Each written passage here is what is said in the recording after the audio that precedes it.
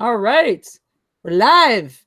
Welcome, world. Welcome to episode 5. This is of Football's Deep, So deep. the wonderful football podcast where we Oh no, it did the thing. I'm not on top of my life. Not on top of my shits. Yeah, the podcast where we understand that it just takes the tip to score. That's right. Just the tip over the line is all you need. Just the tip. And today we're gonna catch up, see what's new in the league. I'm Jessi. Right, I'm Jessi. Hi, that's me. And I'm the white guy from World Class Bullshitters. He's the guy who legitimizes their show by making sure that it has some white power attached to it. Yeah, so that's Kendo from World Class Bullshitters, and we're here once again to talk about football. Sports ball. So we'll go around, we'll see if there's anything new and exciting in the league, and then we'll continue with our in-depth team breakdowns. We got OTAs now, so we're starting to see getting a chance to see some of the teams work out their new players, put their rookies on the field for the first time, see if anyone is gonna suck or not, and it'll be exciting. Any league news coming to your mind that you want to bring up this here week? Nick Bosa got hurt in OTAs. Did he? Yeah, he twanged his hamstring, and so he's going to be sitting down for a little bit. And some other player on the 49ers like broke his shoulder or collarbone or something like that. I just saw it in passing. So, Ward, yeah. OTA is already claiming some victims. He should be back for the season, though. It's in the middle of May, so I would think that by September he should be good to go. Both of those guys seem like they're not going to be. These are not going to sideline them for super long. It doesn't seem super serious, super ethereal. On the other hand, though, Steven Means, who the Eagles, I believe we let go of in free agency, and the Falcons picked him up. He tore his Achilles, so his season is now done. Unfortunately, there's one of the bits is the Texans are shopping around Jadeveon Clowney. That's a thing. I don't know if you've heard about that. No, not a thing that crossed your radar. Hello, are you there? Did you freeze? Yeah, I think you froze. Kendo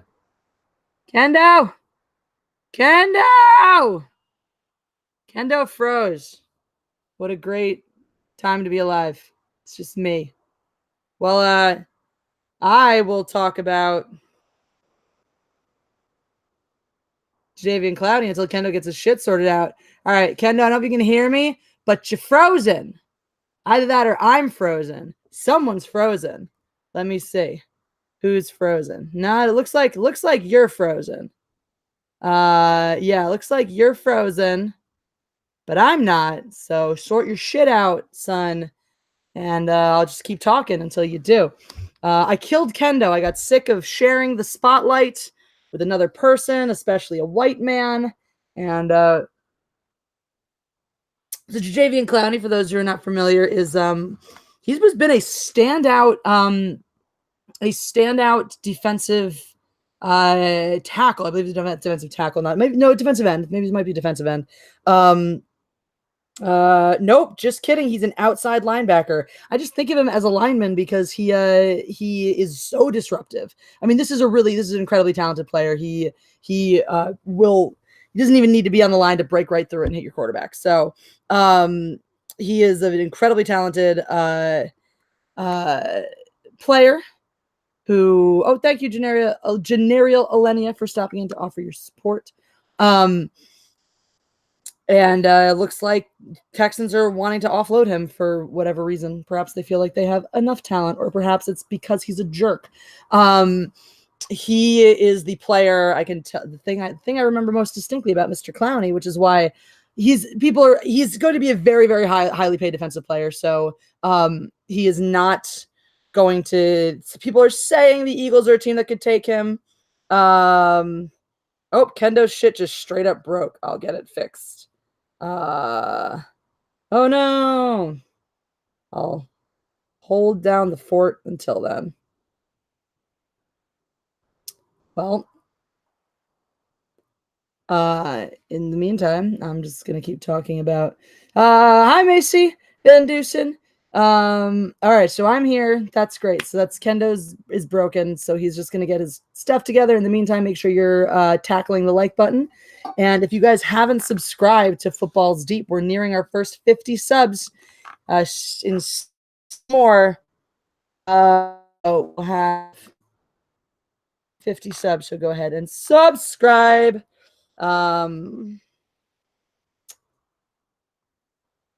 This could be just like a false. We might just. I'll see how long it's going to take Kendo to get back online. Otherwise, we may go ahead and postpone if he can't get back on. We shall see. This is very sad. So we're talking about Jadeveon Clowney. Jadeveon Clowney, the linebacker from the Houston Texans. They're trying to shop him around. And right now, so that I would not like him to end up with the Eagles. I'm very grumpy about what he did last season. We'll talk about that in a second, though. He's probably not going to end up with the Eagles because he's going to have a high price tag attached. He's going to go to a team that has a more serious need at that position. And excuse me. He is a very disruptive player. He came and landed an incredibly dirty hit on Nick Foles last year, which he was not flagged for, shockingly. The ball had left Foles' hand at that point, and Clowney lowered his helmet and went helmet first straight into his ribs, fracturing one of his ribs. So that's a nice thing to do. Once he was not flagged in the moment, was, however, given the maximum fine for that type of illegal hit after the game. So that's just a little point of bitterness, little points of bitterness for me right now. But yeah, so Texans are shopping him around. Other news, other big, and I was hoping to bounce thoughts off of Kendo because he knows the AFC more than me. Yeah, in the meantime, which teams do you support? Which are your football teams? We'll talk about your football teams a little bit. Reggie Martin, obviously you support somebody in the AFC South because you wish we had kept Foles, and now you hope he sucks. So obviously you're not a Jaguars fan, but you are an AFC South fan. So you guys want to let us know what team you're plugging for. Eagles news, Chris Long finally did announce his retirement, which we kind of thought was going to happen.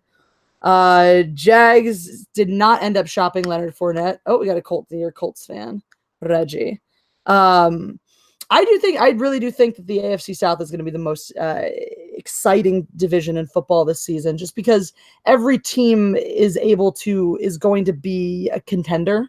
Every team has there's no clear. I wouldn't say there's a clear front runner. If I had to pick a favorite to win the division, I think I'm going to pick the Jaguars, but Colts are going to be a close second on that for me. Texans, we'll see. A lot depends on if some of the young players continue to develop. They were very up and down. They had some great moments last season and some big, some not so great moments. Some big moments key moments where they dropped the ball, where they looked like they were gonna, run away with the division. And then didn't quite pan out.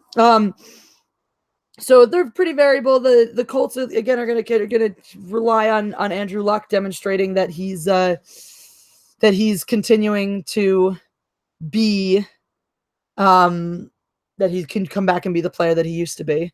And then of course the Jaguars, if Foles works out for them, they're going to be a really solid team. They're going to be a really solid team. El Trollo asks, our AFL and NFL rival leagues in the US. No. The NFL is just no. Anyway, yeah.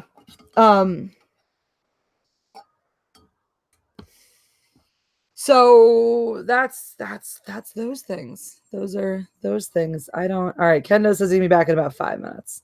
I'll keep holding down the fort until then.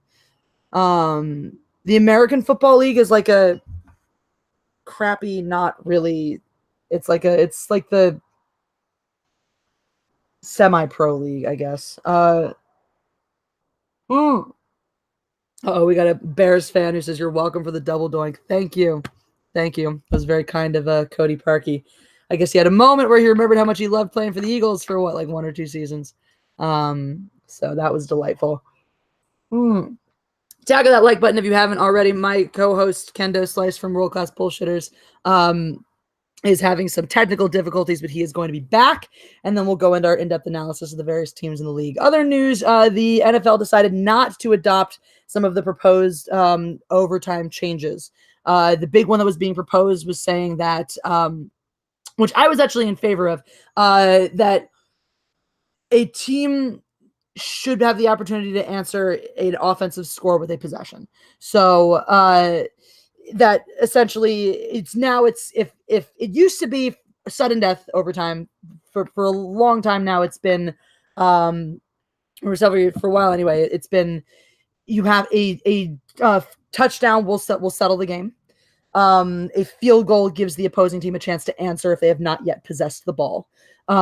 This new rule would have given the opposing team a chance to answer if they hadn't possessed, even with a touchdown, which I do think, especially, I mean, if you're, especially in the postseason, that makes a lot of sense when you're talking about teams that are very high powered, when you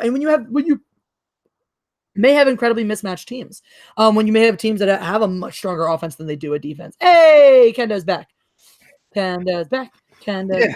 It's the damnedest thing. So, like, if I record at home, like I do World Class Bullshitters, I'm doing it through my phone's internet, and it leads to some of the classic beep boop moments as they've come to be known on the show. Mm-hmm. But it's gotten a lot better lately with the just occasional as opposed to the regular.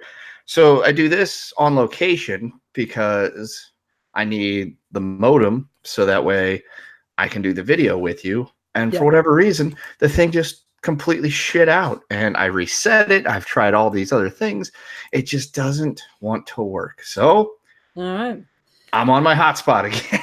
So we got big purple it's Thanos Grimace. Grimace.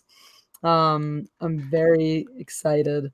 It's very popular on World Class Bullshitters. Yeah, I noticed it yesterday when you guys were doing your thing, and I saw that it was Grimace. I didn't see the Thanos glove. I was given it an ear while I was doing other things. I was like, why is Kendo Grimace? Because he's a big fat purple guy? But no, it's Thanos Grimace. It's funny. It is very funny indeed. We have a super chat. We have the Price is Right review. It says, "Yo, sup, Jesse, Steelers boy here. Stay awesome." Yeah. Good luck. Yeah, you're gonna need it this year. You are gonna need it. So we were just covering a couple of things. We were talking about how the Texans are shopping around Jadeveon Clowney.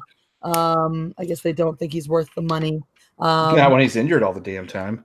This is true. I'm still mad at him for letting that dirty hit on Nick Foles when we played the Texans last year. He lowered his helmet, went right into the ribs, fractured a rib, was mysteriously, and this is after Foles had let go of the ball too, and this was helmet first, mysteriously not flagged, even though he was then penalized to the fullest extent of an illegal hit. That's because his name's not Clay Matthews. So we're talking about that.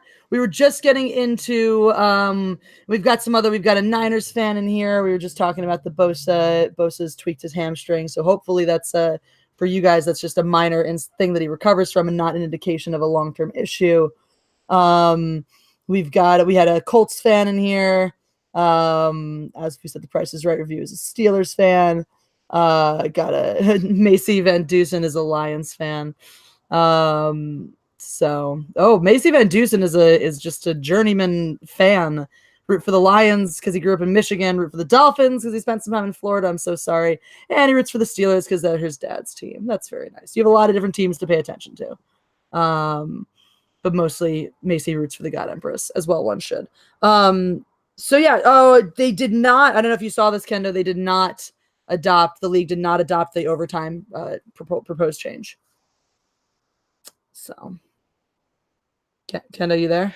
Yeah. So what'll happen is the Chiefs will play the Patriots in the title game again, except for it'll go to overtime. The Chiefs will win the coin toss. They'll go right down the field and score. They'll win, and then Bill Belichick and Robert Kraft, the massage enthusiast, will go before the NFL, and they'll bitch and complain and piss and moan, and it will be magically adopted for the next year. Yep. Sounds about right.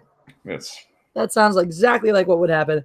I'm annoyed. I think it would have been a good one. I don't know exactly what the wording of it. I was talking over with my dad, and we agreed, like, and you should have the chance to answer an offensive score if you have not yet possessed the ball.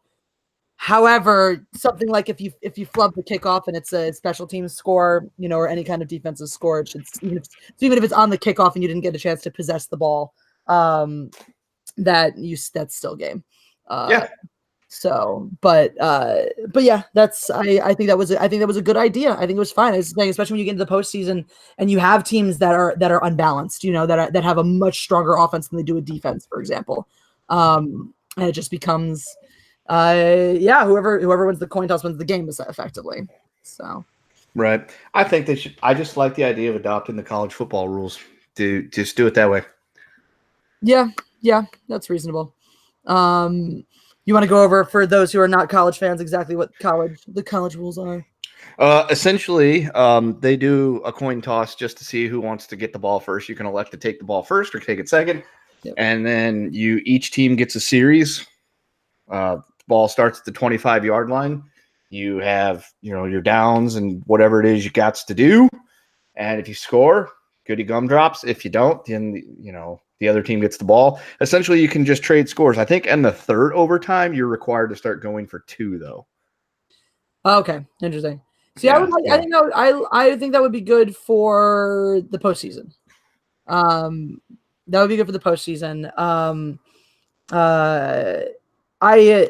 I think in the regular season, because you could have instances, especially you don't want to end up with 2 garbage teams who suck going back and forth forever. Right. But the postseason, certainly, I think that would make a lot more sense. It'd be really interesting. It'd be tons of fun. The only reason they wouldn't do that is the biggest reason they wouldn't do that is broadcast overlap. Well, there's that, and if it's a team like the Patriots or something like that, and the referees are blatantly cheating for them, you can get away with it once or twice in one overtime period. But when you're stretching out like 5 or 6 overtimes, it's going to get really obvious. That's true, and that's a nice, it's a nice thing. You kind of it will check that, which is nice. That is something I would like to talk about. We do have another super chat from the Price is Right review. Thank you, Price is Right review. Funny thing, Steelers led by 1 in most Super Bowls. Oh yeah, it's one of those. Welcome to Sixburg, bruh. Yins are in Sixburg now. Sixburg. I don't know if you've noticed this. So a few years ago, it just seemed like all the NFL referees sucked. Yeah, the replacement. Are you talking about when we had the replacement refs like 7 years ago? Yeah, but I mean, over the past couple of seasons, it really feels like the referees have been cheating a lot more blatantly. Maybe they just are getting harder of sight. Maybe. I don't know. I mean, it really feels like, this, I thought it was bad 2 seasons ago, but last season, it really feels like you watch a game and half the games that you're watching, any of the big contested games, were being decided on a key call or no call, Yeah. I mean, I can think of, I know the Cowboys and the Saints. The Saints lost to the Cowboys on also on a pass interference. I don't remember if it was a call or a no call. But it was a clear one on the scoring drive. I don't remember who was up or down in that one, but it was one of those. It was a very clear, blatant, blown call by the referees. Steelers obviously lost to the Rams in the playoffs, in the freaking conference champion, in the championship game, on a blown call. And there were, I think the Eagles lost to the boys on a blown call, one of our games. Yeah, the same thing on your side, but it just we had the one not really holding, but they're going to go ahead and call it holding on I believe it was Fisher in the AFC title game against Sixburg, bruh. Sixburg. And then then there was whatchamacallit, and of course all of the not illegal contact calls on Tom Brady. But yeah, I don't know. It just seemed to me. It just really seemed to me. Last season in particular, the refs were stepping in and making their influence known a little more than they should have.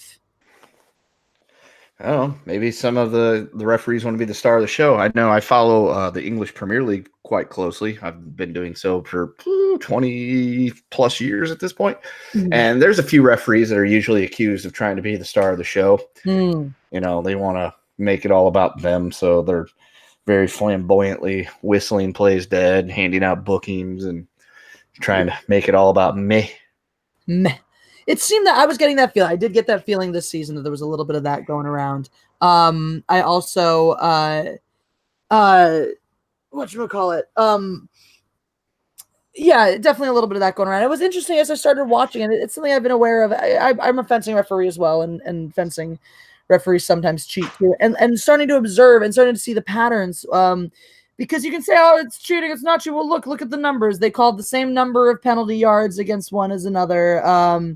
They're, you know, et cetera. But the thing I'm learning about, the thing I've learned about watching good fencing referees cheat well, is that when you're good at cheating, you have to be someone has to be paying close attention in order to see it, right? So it's very easy to balance penalty yards if you're calling the penalties against one team when none of them matter. You know, oh, we're gonna enforce this holding call on already third and stupid to just make it third and even more stupid. We're going like from 3rd and 15 to 3rd and 25. You weren't converting anyway. Who cares? Yeah, it's called the Raiders.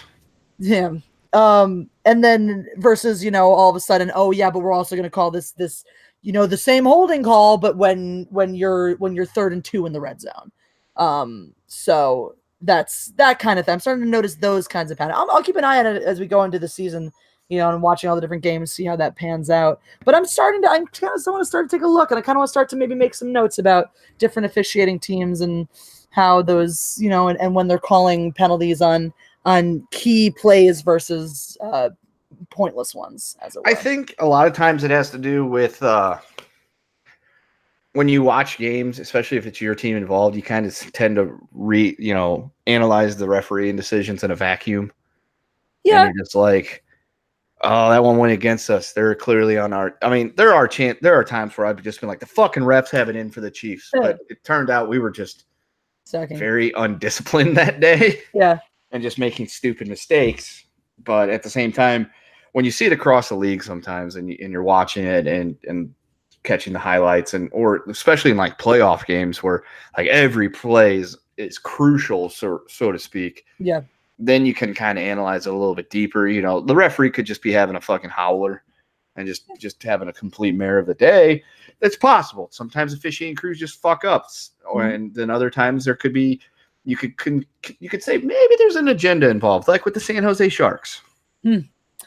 But that's for me. What I've noticed too, because I watch lots of games. I don't just watch my own team. What I have noticed distinctly, and I'm fairly confident about this agenda, which is if a game seems like it's running away too soon, with teams that are more evenly matched, the refs will try to balance the game. If a team, you know, in the first quarter or early on in the first half is really running away with the game, and and maybe it's a primetime game or was expected to be a bigger matchup or a game of the week kind of thing, that the refs will 100%. They'll try to pull some of that momentum or give the other team a little bit of momentum in order to try to balance the things. And I would be shocked if that wasn't a part of the agenda. I mean, considering how the NFL has been struggling with ratings the past several years. Yes. Could be. I think a lot of it's got to do, well, the ratings thing's a totally different. I think a lot of it's got to do with the fact that the games are like 18 hours long. And I think another part of it is that they like to champion the idea of parity, but there really isn't such a thing as parity. And everybody gets a primetime game. And so sometimes you get games where it's like the Arizona Cardinals versus the Tampa Bay Buccaneers. It's like, why do I want to watch that? So they got to do what they can to keep it interesting. And then I think like the whole politics getting involved in the sport and everything with the Kaepernick stuff and everything like that. I think it was like a perfect storm of several different things that could have happened and put the league under the microscope that kind of has happened to allow the ratings to kind of dip a bit. Plus, I mean, I think people are actually in the country are kind of getting away from sports. But it's funny because we say that, but the highest rated stuff each year during football season is always NFL games. Yeah. But the numbers are down. Yeah. Well, a lot of that too. I think that's just, and here's a thing I've read about it as well, which makes an interesting point is, anything, take the longest running TV show, you know, the ratings will always drop. If something's been on the air for a long enough time, the ratings continue to go down. And the NFL, you know, is an incredibly long-running TV show, essentially. And we have our teams, and we have, you know, the ones we care about and the things we don't. And there are just people that are eventually like, all right, we've been here, we've done this, we've seen this. If there's no new or interesting reason to tune in, people eventually fatigue and tune out. Another huge part too is that ratings for television across the board are down because of torrenting, streaming, and you know, all of those things. So that's, and there's, I actually wouldn't be surprised too. You have a newer world where now you're talking about the younger workforce. The younger workforce is becoming more and more freelance. So the idea of a regular 9 to 5 is going away. So whereas people always had Sunday off to watch a game, or Monday night to watch a game, they're not necessarily watching that game anymore live when it's happening. Maybe they're working, maybe they're picking up overtime extra. You know, Americans are working more overtime than ever before. I think the average working class American works like 70 hours a week or some crazy stuff like that. So you don't necessarily have the luxury of watching the games live on television anymore. So if you do want to watch the game, you're catching up after the fact, you know, you're torrenting it online somewhere after the fact, or watching it somewhere after the fact. So yeah, that was me last year, because the job I had last year required me to work on Sundays from 11 to 8 every week. That sucks. Yeah, so I missed pretty much every game. I would catch part of the Sunday night game, but not a whole lot of it if I was lucky. I never got to watch Monday night games because I was usually on nights. Yeah. And pretty much I got all my NFL information from getting home, finishing up the Sunday night game, and then watching the thing on NFL Network, the prime time, whatever they called it, the panel show they had with Deion Sanders and LaDainian Tomlinson and not Sterling Sharp, the other one, Shannon Sharp. Yeah. No, that's a good one. But yeah, that's the whole thing. It's unlike a TV show. You know, you miss your weekly episode of, I don't know, whatever show kids watch these days. Rugrats, and you can, I mean, just any TV show that you miss, you're going to go back and you're watching the whole episode. With football, unless you're really, really dedicated to analyzing every moment of the game, if you miss the game, you're just going to watch the highlights. You know, you're not going back, and most people are not going to sit down and be like, all right, let's commit to this entire long ass game. The joy of watching a live sports game is being caught up in the moment and not knowing what's going to happen. But unless you're really dedicated to like, don't tell me the score, and watching it afterwards, you know, you're going to know the outcome already, and you're just going to tune in for the highlights. So, yeah. Now, I personally have called out of work to make sure I could see the Monday night game. I also have I refused to go to a tournament last year, one of our December North American Cup event. I did not referee that event because the Eagles were playing the Rams in LA, and I went to that game instead. Nice. I called in sick for the AFC title game this year, but I actually had a legit 103-degree temperature the night before, and it was only at about 100 that day. So I'm just yeah. So I was like, I'm not going to go to work today. I'm going to sit here and hydrate and wait for the Chiefs to hopefully go to the Super Bowl, and they didn't. Yay. But they came damn close. They did come damn close, and close is still not good enough. No. Did you hear they did announce a change for the broadcast rules for the NFL this year? Did you hear about this? No, but is it going to be less fucking commercials? Unfortunately, no. What they are doing is to try to keep those interest levels in, which for me, it doesn't make any sense because that's not how I operate as a fan, but I can see why they're doing it. Is now, I think it's like 3 different times. It's something weird. It's going to be like on 3 different weeks, each team is going to have each home network is going to have the option of going out of their broadcast area and showing a different game. And they can make that choice as is. So you'll be able to I'm not exactly clear on how that's going to work, all the details of it, but it's essentially the kind of thing. So they're saying, like, if your team is crushing at the half, your home team is crushing at the half, you'll be able to pick up an out of network game and show that instead. If people are, if you're afraid that you're losing viewership on the blowout game. Yeah. So. Well, hopefully my local network doesn't decide to switch away from showing the Chiefs, because that was one of the things that sucked about living in St. Louis. At first it was fine because the Chiefs were considered the local market team, and I got to watch the Chiefs games. And then the Rams showed up and their illegal occupation began. Yeah. And I had to deal with 20 years of fucking Ram ball on TV. And the only time I could ever watch a Chiefs game before I got the NFL network was either primetime, or if the Rams kicked off at 3 and the Chiefs kicked off at noon, or and vice versa. That was the only time I could watch a Chiefs game. So I listened to a lot of internet radio to the Fox out there in Kansas City to listen to the games. And on dial-up, it's a little hard to do. So believe me, when the 90s turned into the aughts and we got higher speed internet, it was a blessing to be able to listen to the games and not have to deal with watching the fucking Rambos losing every goddamn week in spectacular fashion. And then the occupation ended. They moved to Los Angeles, which I was more than happy to see happen. I was a very happy camper that day. I'm like, yay, the Chiefs are my local team again. Hey, my favorite part about having the Rams out here is that means that there is a chance every year that the Eagles could be out here as well. Yeah, I can see that. There's an opportunity. We had the first year that the Rams were out here, and it was the first year that so 2 seasons ago, we had the Eagles came out to play the Chargers and the Rams, and I was at both of those games. It was very nice. Very nice. Very nice. Very nice. I will say though, I have done some crazy things in the name of watching my birds, including setting an alarm to wake up at like 2 a.m. when I was in Germany to watch an Eagles game, just to find a international streaming site where I could watch it illegally. Nice. I've done that. I've been in England, and luckily the hotel I was at had I think it was ITV 5 or something like that, which would show the Sunday night football game, which was the Kansas City Chiefs and the Denver Broncos one year. Awesome. And so at like 8 o'clock it would have been like a 6-hour difference. So it was like 1 o'clock, 2 o'clock in the morning. Got to watch the Chiefs Broncos game till 5, 6 in the morning. Yep.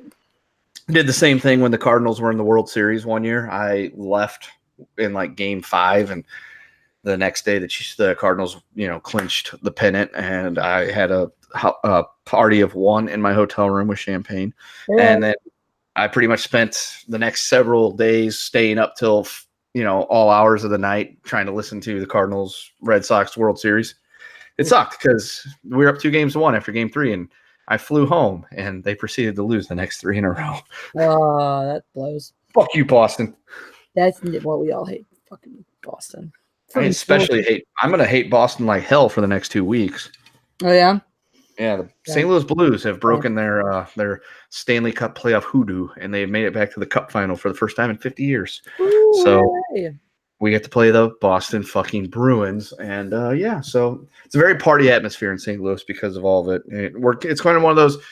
We'll be a little disappointed if we don't win it, but at the same time, we weren't expected to get here, considering on January 2nd they were the worst team in the NHL. And wow. They are now, and then they went on a hot streak, and they've just ripped the piss out of everybody in the NHL. They're the best team in the NHL for the last 4 months, and so we're happy to be there. It's a great moment. Nobody expected it to happen. We always expected bad things to happen to us in the playoffs.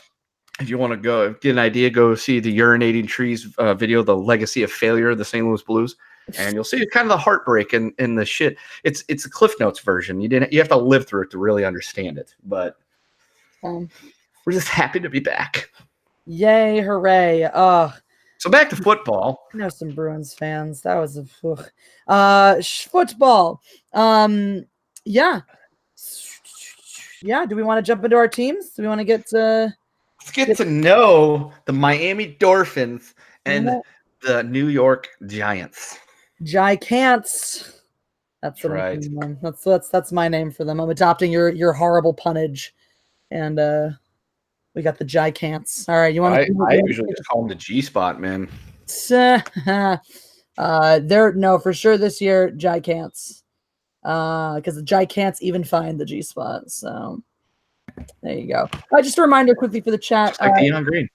To go ahead and just like Dion. We're football. We tackle the like button, caress it gently with just the tip, and go ahead and subscribe to Footballs Deep. Let's see how we did. We're going for 50 today. Yeah. We're going for 50. Let's see where we're at. I want us to have more subscribers by the end of the week than the fan cast. And they only have 100 in 2 years. So yeah, I think we can do better. All right, we got 44 right now, guys. We're still at 44. So go ahead. I dropped the link right there. Please, guys, subscribe to Footballs Deep. Footballs Deep, just the tip to score. Just the top to score. Spamming you with this link right now. Yeah, ground it and pound it through the hole. Yeah. After we're done here, this episode will be up on Footballs Deep for your viewing pleasure, listening pleasure, whatever kind of pleasure you take out of it. Yeah, you know, if you want to fob yourself off while listening to us talk about football, be my guest. Yay, do it. That's not weird. In the meantime, let's get to the Dolphins. The Miami Dolphins. All right, so the Dolphins last year are known for one thing and one thing only, the Miami Miracle. And for those of you guys that don't know what the Miami Miracle was, it was a game in which the Dolphins were getting their shit completely pushed in by the New England Patriots in typical, yearly fashion, as it usually happens twice a season. But what ended up happening was this. The somehow or another, they were keeping up with them. They were going punch for punch. And at the end of the game, the Dolphins were down by 5 points. They had the ball on their own 31-yard line, which means they had to go how many yards to score? 69. There was a pass that Tannehill threw the pass over the middle. I don't remember who caught it. And then it turned into the old, hook and ladder drill, And eventually it ended up with Kenyon Drake, who proceeded to scamper 52 yards to score a touchdown to go for the Dolphins to win 34-33. And they did not kick the extra point. They didn't see any need to do so because, they had won the game. And, that was the defining moment of the season for the Miami Dolphins last year was the miracle in Miami. And, that they ended up finishing 7-9 last year. Respectable for a team that's in a rebuild. They were not expected to do huge things. They were just expected to, do good. And they did decent. 7-9 is not awful. It's not great, but it's decent. So this year they were planning on, I'm guessing, continuing with the old rebuild, maybe try to contend with the playoff spot.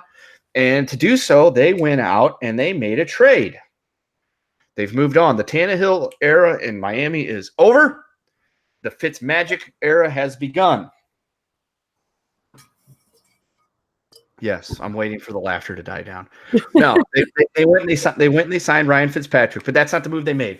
So when the Arizona Cardinals, who had drafted a quarterback last year, a franchise quarterback, decided that they needed to draft another franchise quarterback by drafting shortstop Kyler Murray, the Dolphins went out and they made a trade and they picked up Josh Rosen, the oft-chased, very much sacked Josh Rosen has left Arizona for the sunny confines of Miami, Florida, where he will be doused in Cubans, cigars, sandwiches, and broads probably. And he will, take the helm probably once Fitzmagic has one of his 4-touchdown, 85 interception games back-to-back. And, so the Dolphins are in prime position to start building up their offense. They still have Devontae Parker. They still got Kenny Stills. They got Speedy Albert Wilson as receivers.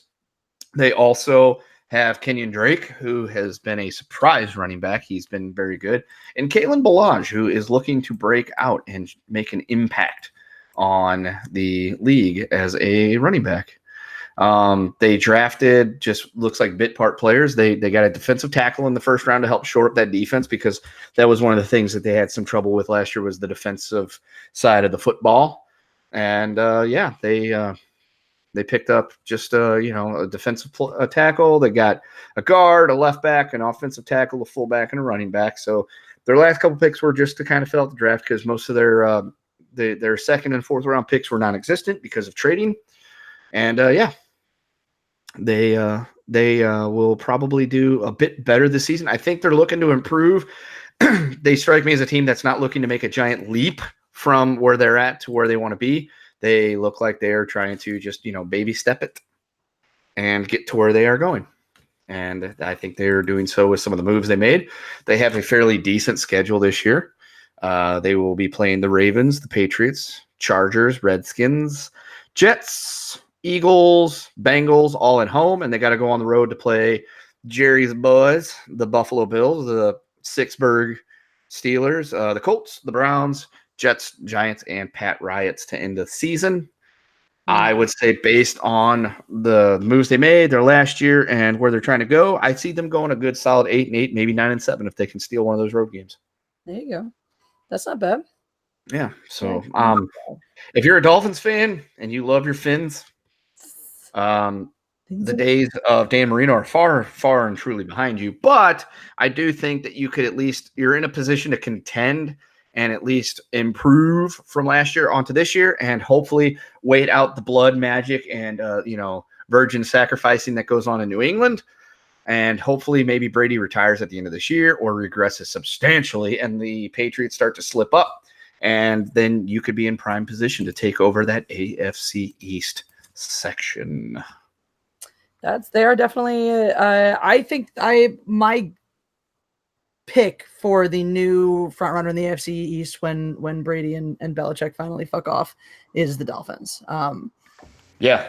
I think they've had definitely some setbacks. They've had some unfortunate things, but they haven't been like a horrifically mismanaged team. I don't think they've just been. They've just kind of had a lot of bad luck. Like I feel like, as you said, they're not firing everyone and rebuilding from the ground up. They've been trying to put the pieces in there, and they've had to take some risks on, is this guy going to work out? And some of those pieces just haven't worked out the way they've needed them to.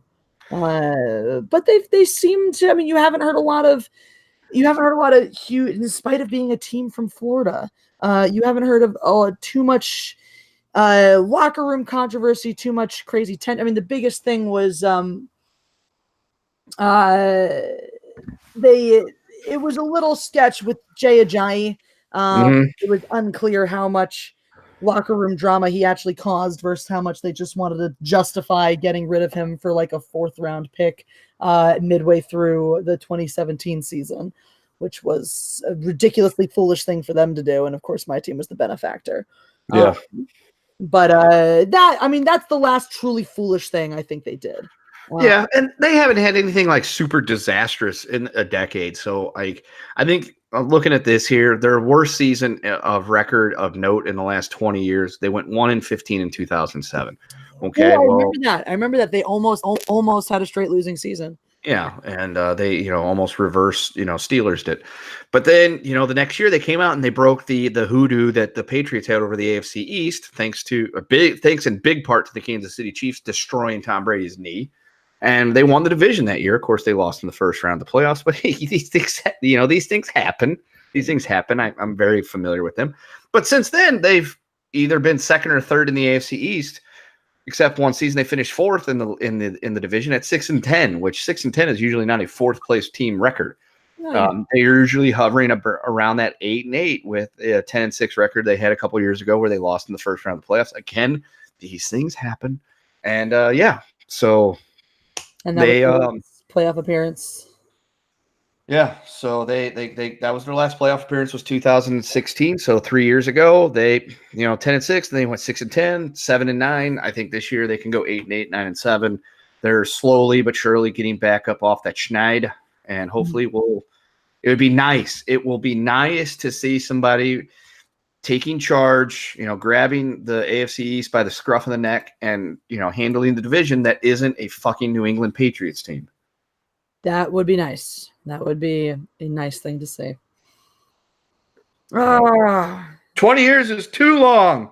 Let my division go. Actually, it's not my division. So I guess we'll get to that. To my thoughts, to our matchup, our team-to-team matchup after I do my little rundown as well. Any other thoughts? Any final finishing thoughts on the Dolphins? I've always had a semi-soft spot for the Dolphins only because my mom was a Dolphins fan as I was growing up, but that's because she had a crush on Dan Marino. Oh, that's adorable, So actually. I've always never been like, fuck the Dolphins, because I've had no reason to hate the Miami Dolphins. It's just been like, man, I hope they do good because my mom will feel happy. But then I think after Marino retired, I don't think she's kept up with being a Dolphins fan. So I kind of don't care. I think their color scheme is cool, but other than that, somebody other than the Patriots and not necessarily the Jets. Yes. No, I wouldn't want the Jets to get good because it wouldn't be any fun to not be able to hate the Jets anymore. But I do tend to plug for the underdogs in the AFC East because fuck the Patriots. And I always liked Dolphins as an animal. So as a child being like, oh, Miami Dolphins, that's nice. So I similarly had positive feelings regarding How can you hate Flipper? You can't. Right? You just can't do it. Yeah, no, I've always had generally warm feelings regarding the Dolphins. And again, likewise. Ace Ventura. Hell yeah. It was the impetus behind one of the best comedy movies of the 90s, The fucking field goal kicking dolphin, Finkel is Einhorn, our first ever, major, transsexual leading role thing, even though they weren't actually a transsexual person. It was just an actor and an actress. But you know what? It put them on the map. There you go.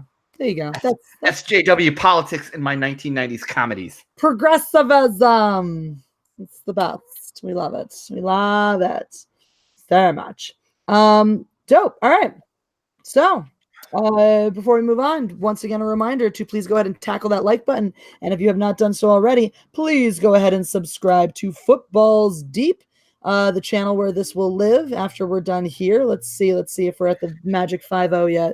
Hang on. Like it goes, whatever. He says, is there any team with a gay name? Yes. Broncos. Raiders. How are those gay names? Because I fucking hate those names. You just hate the teams. It doesn't make those names gay.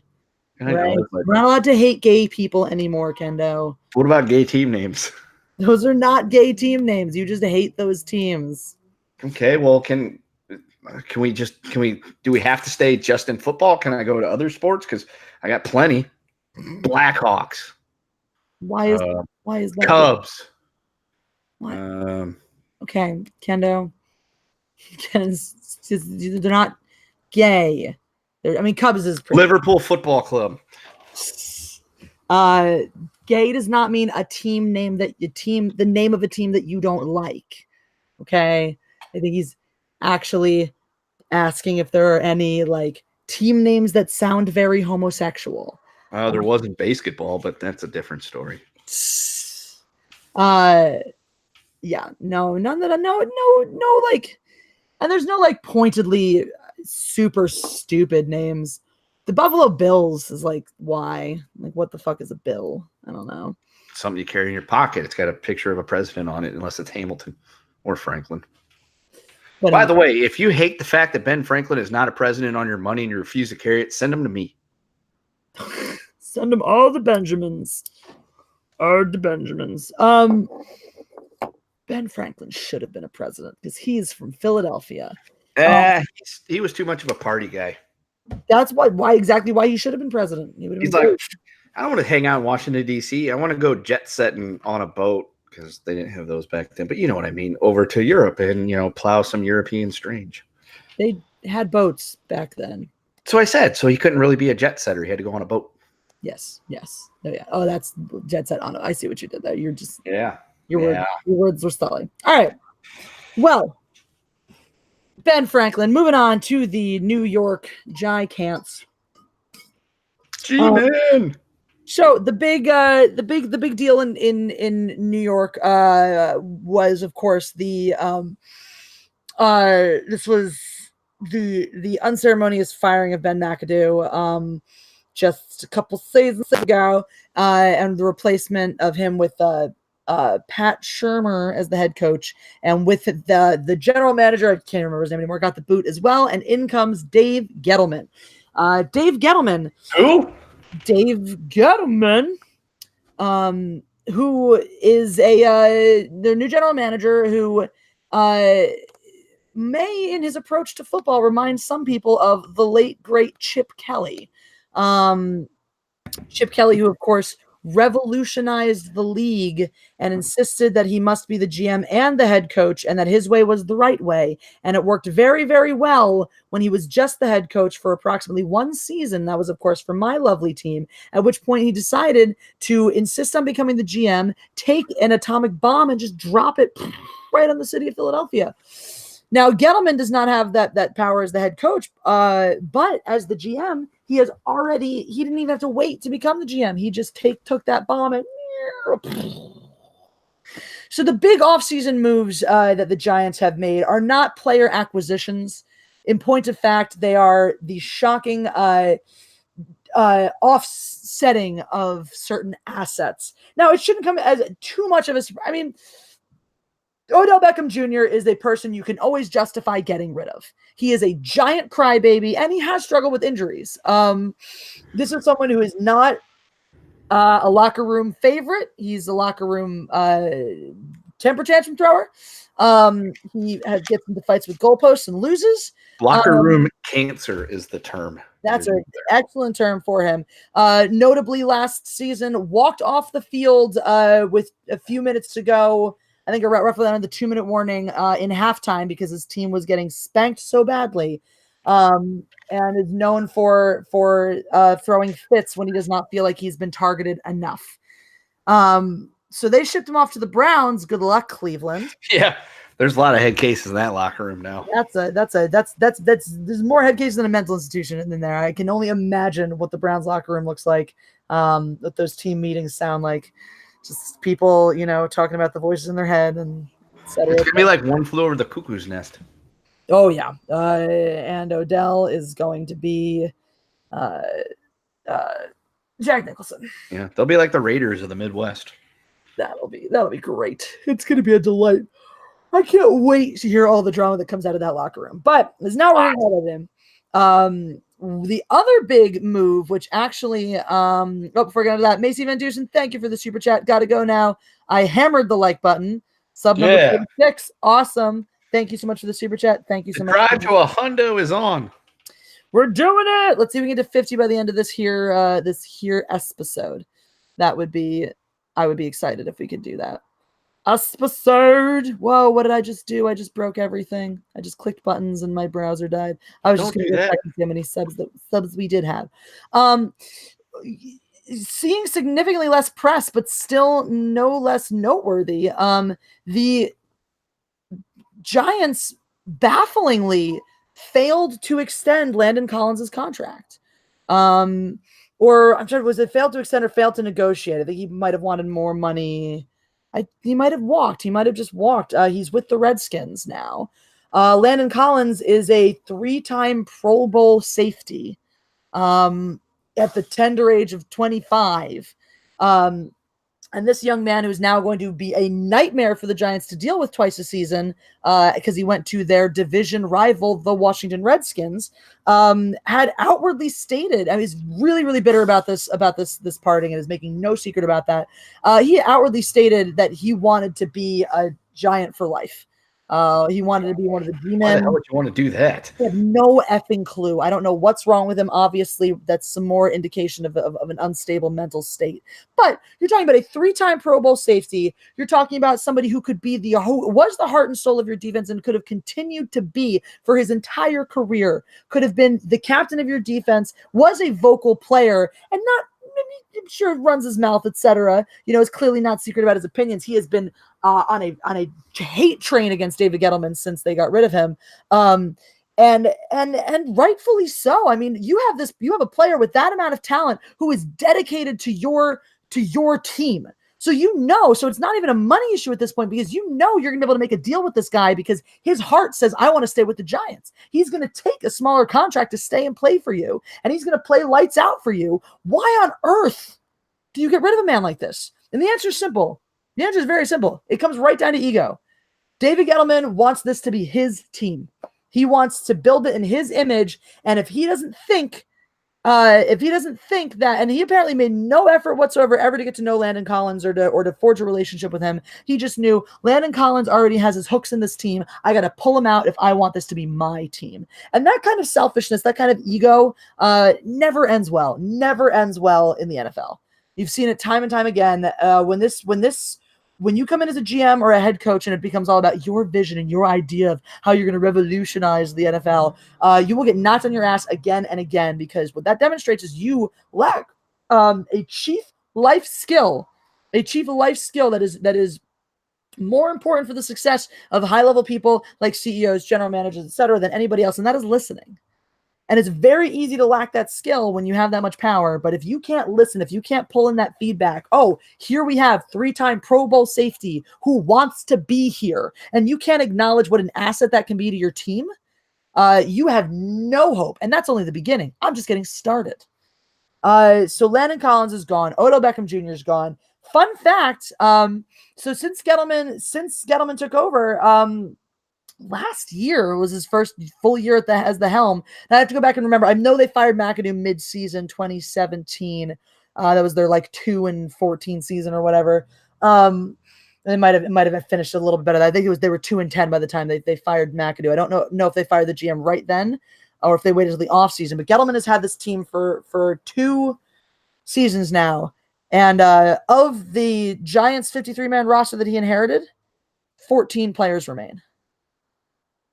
That's an insane amount of overhaul. Yeah, a little bit. Insane. And now there's some veteran experience. The line is largely comprised of veterans, but again, not veterans who've played for this team for very long. They have so you have some big, when you're talking about it, when you go across an offensive line, if you go across their offensive line, they have everyone's fine. Right, everyone's fine. They're decent veteran players who probably have some years left in their tank. They're not going to be massive liabilities, but they're not going to shut out a powerful defense. They're not going to stop a powerful defensive line that consistently gets penetration. They're not going to stop Fletcher Cox 2 games this season. They will not stop Cox penetration, is what you're saying. No, Cox. You will have Cox in your face. It is known. They will have Cox and Eli Manning will once again have Cox in his face. This is a cheer that started at my Eagles bar, is when Fletch gets a tackle or a sack, we just all break out with Cox in your face. And I really enjoy that. Yeah, no, Cox gets penetration. Cox is going to penetrate the Giants, the G-men. Cox will penetrate the G-spot men hard, repeatedly, over and over again. But the one standout though that may become an issue is you have Mike Remmers, weird ass name like that. Rimmers as in Rim. Mike Rimjob. Yeah, Mike Rimjob, who is recovering from back surgery. So that's still a big question mark as to whether he's going to be fully healthy by the start of the season, whether he's lost a step doing it. And I guess, I don't know if he was playing on injury last year, but he played at guard last year, and they're moving him over to right tackle. So, which is, of course, there's a much steeper learning curve. I mean, I believe he's played tackle before, but switching into that position, there's a lot more specificity that goes into your steps. There's a lot more athleticism that goes into protecting, the outside edge. It's harder to rim from the edge of the line, is what you're saying. It's harder to rim. It's harder to rim. You need to get deep. Well, rim job is typically, I mean, it should make sense because your rim job's on the outside. So they got rim job on the outside now, and hoping that he's going to smoothly transition back into that capacity. But if you want to take a look down the Giants offense, the line, that's a big question mark because if it doesn't hold, if rim job doesn't protect you, it doesn't protect your ass, then your ass is grass. You're going to get a very dirty ass. So aside from that, if you want to look down their offense, it doesn't look bad. It really doesn't look all that bad. You got Evan Ingram, who's been developing very well as a tight end. So now your standouts, they definitely took a downgrade going from Odell Beckham to Golden Tate. Now, I will say there's a lot of mixed feelings on the quality of Golden Tate as a wide receiver. Obviously, the Lions felt that they had whatever they were getting in return, which they did. I think we gave up something like a third round draft pick for him last season, midway through the season, to acquire him for our hopeful Super Bowl run, which didn't pan out. And he ended up, whether he was worth it, at first it seemed like no, he was not particularly productive for the Eagles. He did not come in. Tate's not Tate is your big yards after catch guy. He's good at picking up the ball, breaking a tackle, and fighting for yards after catch. He's a fine route runner. He's not bad on your 50-50 balls, though that's never been his strongest suit. And he does have a good pair of hands, though he did have some drops. He did have some bad drops in the second half of the season. He didn't shine like he had. He actually, I don't think his numbers were even as good as they were with the Lions in the first half of the season as they were going to the Eagles. He had the game-winning touchdown against the Bears, so of course that makes him seem all worthwhile for that, and it was a very impressive catch. But it's not clear to me that Tate is still at that prime. Has that. It still has. I think his best days are. I think he just waved goodbye to them. Let's put it that way. I think he just waved goodbye to his best days. I don't think he's bad. I think he'll still be good. I think he'll still be very productive. And they certainly have a nice balance with him and Sterling Shepard, because Tate's your power guy, Shepard's your speed guy. Sterling Shepard has been a really versatile, very talented wide receiver who's done a lot of damage. He's been the guy who really stepped up when Beckham was injured or having a hissy fit, or when you went up with the team, he was the guy they went to. If your team had big enough corners to double team Beckham, love that double teaming. Shepard was able to get open and catch some balls and make some big plays. So offensively, and then of course you go down to the running back line. Saquon Barkley is the man. They have one guy, I'm forgetting his name now, who put up some good yards, behind him. Behind that, their running back core is but you have Saquon, so who cares? That said, Saquon Barkley put up over 100 yards against the Eagles both games that he played, and they still lost both those games. So running backs don't win games for you. He's their all-star right now. He's their big, heavy-hitting player, and you can't win the game with him. That said, they don't have a lot of offensive depth. The Giants are going to suffer any of those key players. If Tate, if Shepard, if Engram, if Saquon go out for injuries, they're fucked. As it stands, you've got your 3-down power running back that does everything. You've got your standout tight end. Rhett Ellison's their other tight end, who's not bad. He's not nearly as impressive as Engram, and Engram himself is still not even a top tight end. So he's not going to carry your team, but he can catch balls. But you got your power back, your solid tight end, your speed receiver, your power receiver. So you're able to stretch the field a certain amount. But even if one of those pieces goes down, your versatility on offense shrinks so much that it makes you much, much easier to chew up and swallow as a defense. And we like swallowing on football, Steve. So. 50%. 50-50. Now, if you look at the other side of the ball, your cornerback, they have like 8,000 corners on the roster right now, and the only name that you would even know is Janoris Jenkins, who's been there. He's one of their holdovers, who's been there for a while. He's been he's been in charge of that crew, and he will be in charge of whipping these little pups into shape. They've picked up a couple. I think they picked up some free agents. Even the free agents they picked up, they drafted a lot of guys. Even the free agents they picked up, though, are not seasoned players. They're like 1 or 2 seasons in the league. So they have a lot of young blood in corner, and that pretty much extends to all of their defensive positions. Their defense has been a wreck the past few seasons, and they picked up some nice pieces. They had 3 first-round picks, and they used one of the we haven't even talked about that. We haven't even gotten to their first overall pick, but they used one on a defensive end, and they used one on a corner. So they've certainly added some talent to their defense. But again, just like their offensive line, you have the issue of this is a lot of young. Well, the line is not so young, but you have the issue of chemistry, right? And that's actually the biggest concern for their offensive line is these guys are all solid players, but can they play together? Because talent will not hold your line if the players don't understand how to work off of each other. And the same goes for a defense, even more so for a defense. Every piece has to work together. Your linebackers, it's right in the name. They support the line. Your safeties, their entire job is to fill the needs that are lacking on the field. And if you don't have, you just lost your premier safety, as we said, in Landon Collins. If you don't have safeties that know the team, that know the field, that know the weak spots, that are able to fill those holes and cover those holes, your defense is going to have the same problems that it had before. And that was actually the big issue, and it continues to be an issue with the Cowboys last year. Their defensive line was full of talent.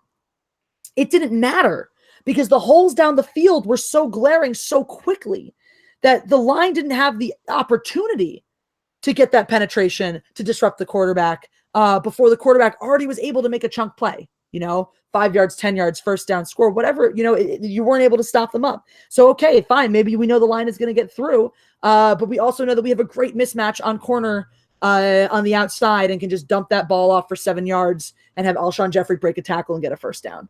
So you don't when you're weak at any one position on defense, you're leaving a big hole in the middle of the field that's easy for any team to exploit, even if your defensive line is getting that kind of penetration. So the defense, I think, is still the big question mark. I just don't see this team pulling together. Once again, you have so many young players, so many new players, and so few team leaders. Janoris Jenkins for the corners. I don't even know who else on the defense is a leader in that locker room. Obviously, Eli Manning is leading the offense, but there's some question marks there too. 6th overall pick, they used Daniel Jones. So Eli's got to be thinking in the back of his mind, quarterback of the future here. And Eli's a good guy. He's been very good about working with his backups and stuff in the past. But you got to understand, like, this is once again ego. And this is a man fighting. If he's not ready to retire, this man's fighting for his job. So it's not in his best interest to be chummy, with Daniel Jones and pass the torch. This is it for Eli. His contract is up after this season. He is fighting for his life on that field. So don't expect him to be the guy, making nice with all the backup quarterbacks who he's eyeballing as you're the person who's going to take my job. And so that brings up the big questions like, why Daniel Jones? Did you really want him as your answer, as your next man? Or did you blow the 6th overall pick to have an interim guy that's not going to threaten Eli too much, but will be able to hold down the fort after he's gone long enough for you to find your next, the next man up, the real answer to your offense. So Giants went 5-11 last year, 4th in the division. For some reason, there are people predicting them to be 3rd in the division this year. Given the quality of draft that the Redskins have, and yes, they're in a rebuild as well. They have a lot of variables in there. They got a lot of pieces. They got Dwayne Haskins backing up good old Case Keenum. We'll talk more about them in a couple weeks more in depth. But you talk about the Dolphins and making those small changes, making those putting pieces where they fit rather than trying to make these massive overhauls. The Giants have gone for that massive overhaul. Gettleman has this crazy idea that we can still win while we're rebuilding, and I just don't see this shaking out for him. I see them being a 5-11 team again or worse, possibly worse. Easily could be a 4-12 team. I don't see things shaking out well for the Giants. The Giants. Yeah, I would say posting them as the 3rd best team in the AFC East is you're calling for a lot of regression out of the division, and I just don't see where it's coming from. The Eagles are still going to be good. The Cowboys are still going to be decent. The only way the Giants get out of 4th place is if the Redskins just really, really, really just take massive steps back. And I don't see them doing that. They're poised to take a big step forwards, I think. They're poised to be if the pieces land correctly for the Redskins, they could be 2nd in the division. Mm-hmm. If Prescott does not take that step forwards and everything falls into place for the Skins, they could easily come in that 2nd division spot. That's no question. I don't think they're overtaking the Eagles. The Eagles have they've struggled categorically with the Redskins in the past. The past couple seasons, we've had their number. and we certainly got Keenum's number. So, but I don't see the Giants finishing anywhere other than 4th this year. I really don't, and I think that's going to raise some big questions. Eli will be gone after this season. That's with barring a miracle, Eli's out. It really, it's going to take a miracle for them not to finish last in the division. And then at that point, you got to start asking questions. Was Gettleman the right choice? Was Gettleman really the answer? How many more seasons does he get? How many more chances does he get? He tried to rebuild your team, and if they make no progress or take another step backwards, you give him another season to see if he can do something with Daniel Jones. Maybe. But you got to start asking some serious questions. The season before that, the Giants have been the last in the division the past 2 seasons. So you brought in Gettleman. He didn't make. And people are saying, oh, well, there was some momentum. He picked up some momentum at the end of the season. They won a few games at the end of the season, so they didn't completely fail. But you got to really, again, a lot of questions. So. Yeah, and you got to figure where the win's going to come from. So to finish not last, they're going to have to win more than 5 or 6 games. And that's as hard as we can go down the schedule, right? And you got They open against the Cowboys in Dallas, which is a loss. The Bills they could beat the Bills, and they could beat the Bills. It's not a guarantee. That's not a guaranteed win, though. No. I'm not going to give them a guaranteed win on that one. I'll give them a guaranteed loss against the Cowboys. I won't give them a guaranteed win against the Bills. I wouldn't give them. They're going to Tampa Bay. They probably could win that game, but I'm not going to guarantee that. Depends on what Jameis Winston shows up that week. Exactly. I think they'll get blanked by the Redskins. It's possible they'll split with the Redskins. They tend to. It's possible they'll split with the Redskins. But you're looking at least another loss for that. They'll lose to the Vikings, even in New York. They'll lose to the Patriots up in New England for sure. They could beat the Cardinals, but again, I'm not the Cardinals. That will be a home game for them. That's probably the closest thing I'm going to give them to a guaranteed win. And even that's not guaranteed because we don't know what Kyler Murray is going to be able to do. They'll probably lose to the Lions in Detroit, but they could win that one. They'll lose to the Cowboys twice, almost certainly. They could beat the Jets. They'll lose to the Bears. They'll probably still lose to the Packers, even at home. They'll lose to the Eagles twice, and I think they'll probably lose to the Dolphins, which puts them at 11 losses. For sure, 11 losses. If I did my counting correctly. 10, 11 losses. And the Dolphins are sure, but I think the Dolphins are going to be a better team. I think the Dolphins will beat them. Though it is, Giants Stadium, that's an outdoor stadium, right? The Shit Life Center or Shit Life Stadium. Yeah, whatever. I don't remember what it's called after shit. Yeah. So they'll probably beat the Dolphins then because that's a December game in New York. But it's still 10 losses. You're still talking about a 6-10 team, that's supposed to be taking a big step forward. If the best case scenario, the Giants are a 6-10 team. Unless Eli gets knocked out in game 2 and it turns out fucking the new quarterback that they stretched for is like some kind of like rebirth of Brett Favre. Spoiler alert, he's not. Yeah, I don't think he is. He doesn't even have that strong of an arm. He is described as having a mediocre arm. Like it's great. Mediocrity. Everyone loves the mediocrity. Girls love mediocre arms. Yes, we do. So no, not looking promising for the Giants. Really not looking promising. Not at all. I don't know where they think the step forward is going to come from. I don't know who on that schedule they think they're beating, but it's not happening. Not happening. I wouldn't bet on it. So what do you think though? You've analyzed the Dolphins. I've analyzed the Giants. Who do you pick for that game? Dolphins. Yeah. Yeah. Although it is a December game in New York. The Dolphins are not a cold weather team, probably coming out of Miami, but I mean, shit happens. I still think on paper the Dolphins are a better team. I agree. I think on paper the Dolphins are a better team. It's that to me is depends on how if they're able to bottle up Saquon Barkley. The other thing is at that point in the year, what's going to be on the line. The other big question is what's going to be on the line at that point depending on how things shake down, the Giants almost certainly will be done. They'll be playing for pride alone at that point. What little they have left. And the Dolphins, it's a reach, it's a stretch, but that'll be their game 14. It's conceivable that at that point in the season they'll still be trying to make a wild card bid. Mm-hmm. Yeah, they should still be in the hunt by then, at least. Yeah.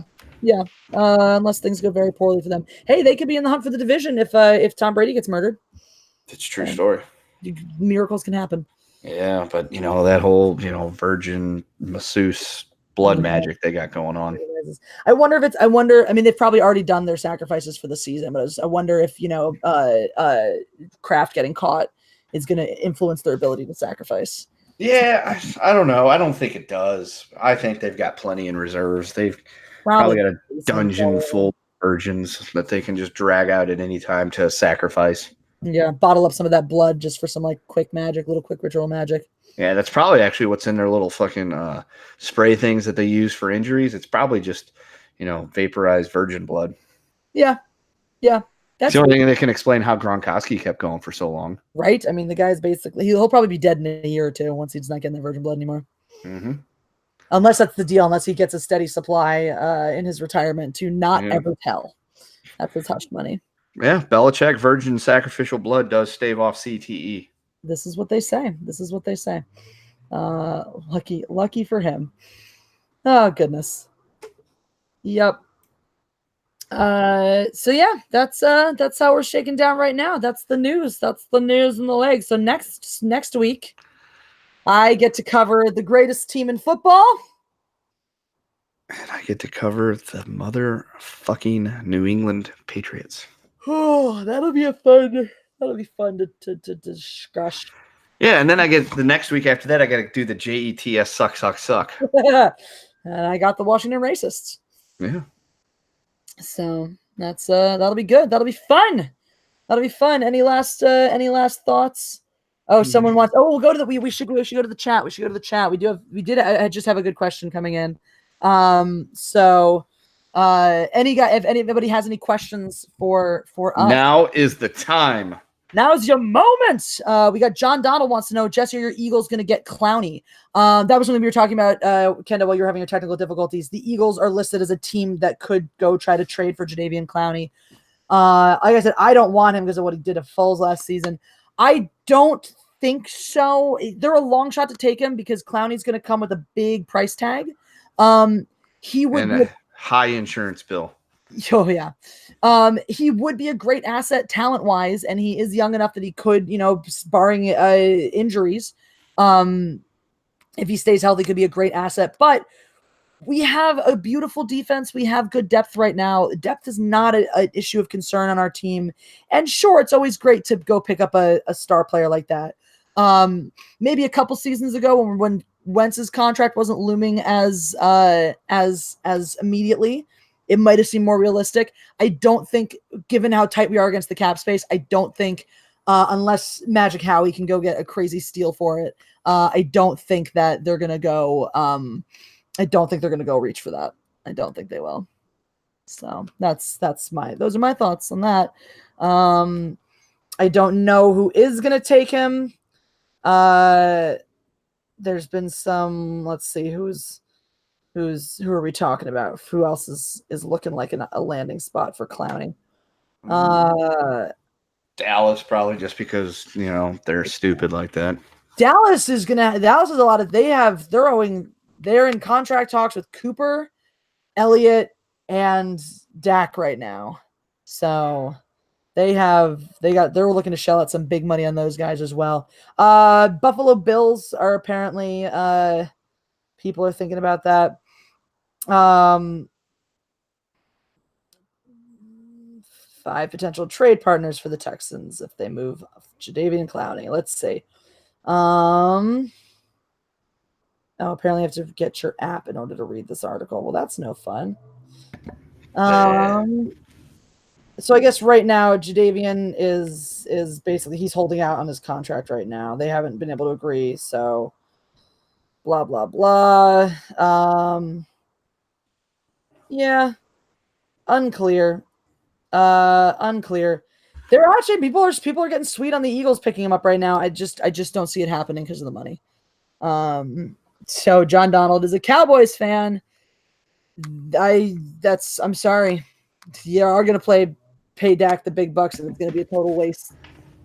Apparently those contract talks are moving forwards. The ones with Cooper are kind of stalled. I'm not sure where they are with Zeke, but apparently from all intents and purposes, they intend to make him the highest paid running back ever. So, which is just stupid. For a year until somebody else's contract comes up and they're like, yeah. I want Zeke money. And until Zeke, did you hear about this, by the way? Apparently Ezekiel Elliott got into some altercation. Shocking. Where it was something where he was like smacking his girlfriend around again. Shocking. Like a club or a place or whatever. And I don't know if it was a security guard came to like break it up. And he claims it was an accident, but if you watch the footage, you can clearly see him like elbow this security guard and like launch him over a wall. He was totally like hammered or something. And like assaulted a rent-a-cop, and then a real cop came and put some cuffs on him and all that shit. And then all of a sudden, mysteriously, there were no more handcuffs or charges. Huh. Weird. I'm looking at it right now. Yes. Cowboys owner Jerry Jones does not have any concerns over running back Ezekiel slap that bitch Elliott incident in Las Vegas last weekend. Yeah. No, he doesn't, because he already took care of that. Jerry Jones probably owns a good amount of Las Vegas. Appeared to show TMZ. Of course, it was TMZ. And it says cell phone video posted by celebrity website TMZ appeared to show Elliott speaking with a woman and then with several security and event staff members, including one who falls backwards over a metal parking area barricade early on Sunday during the Electric Daisy Carnival at what the fuck is Electric Daisy Carnival at Las Vegas Motor Speedway. The running back was briefly detained and handcuffed by the police, but not arrested. If you're put into handcuffs, there's supposed to be a report. If handcuffs go on, there's supposed to be a police report. So, yep. Doesn't say anything about him smacking a girl around, though. Maybe he was just yelling at her or something. Yep. Jerry Jones says, yeah, man. Jerry Jones probably accidentally called him Emmett, and she got lit up. Jeez. Elliott's attorney said the event security misconstrued the situation and overreacted. Sure. So Jerry Jones is covering up for Ezekiel Elliott. It's only a matter of time before he F's up again and goes to jail. So cannot wait till that happens. Cannot see what happens. Yeah. So looking forward to that. That'll be good. That'll be good. All right. Well, I think that's probably. Do we have any other questions? Any other big? Anybody have anything you want to ask us? In the comment section. If not, guys, make sure once again that you do subscribe. We got a couple more of you subbed to Footballs Deep. This is where these episodes go, and that's where we're gonna do this show from at some point. We want more than 100 subscribers by the end of the weekend. End of the weekend. We got 46 right now, guys. We got 46, so help us out. I'm going to do a big campaign for that. Make sure you are subbed to that. If you haven't, make sure you have tackled the like button. Other than that, I think that's probably going to do it for us. Yeah. Probably. We've covered what we need to cover. We've done the things. So next week, stay tuned for the greatest city in the world and the greatest football team, the Philadelphia Eagles, as well as the worst one in football. The fucking Patriots. It's going to be fun. It's going to be fun. Well, real quick, Tyler Preston has a question. Nothing to do with football. He says, will you watch the Batwoman pilot program? I will watch the pilot. I'm going to invest my time into giving the show a fair and accurate critique. I am not going to just attack it and assault it and be like, bro, you should be women, and I hate it because women. I'm going to give the show a fair shake, and I'm going to watch it, and I'm going to analyze it, and I will tell you exactly what is cringeworthy about it. Not that I like that word anyway. I will tell you exactly what is awful about it. I will tell you exactly where the identity politics come into play, and I will praise it if it does good things. So I will do that. I won't watch it, and it has nothing to do with it being Batwoman. It has more to do with the fact that I just don't care. I'm curious about this one, but I like Ruby Rose, so I like Ruby Rose. Anyway, all right, though that's gonna wrap us up, and that's done. I'm Jessi Milestone, and I'm Kendo Slice, and this is Football's Deep. Just the tip to score. That's right. All right, bye, everybody. Hit that hole with some penetration.